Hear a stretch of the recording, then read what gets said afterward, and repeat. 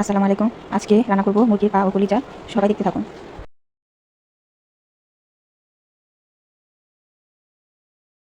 আমার চ্যানেলটা সবাই সাবস্ক্রাইব করবেন।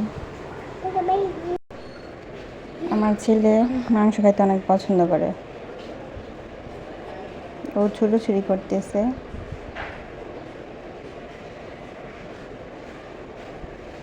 এখন ভালোভাবে কষিয়ে নিব।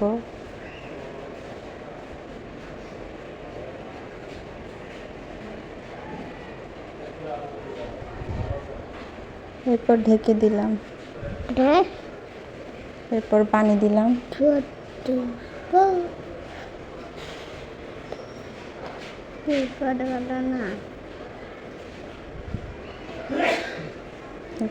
এরপর কিছুক্ষণ জাল করে উপরে জিরা দিয়ে দিলাম।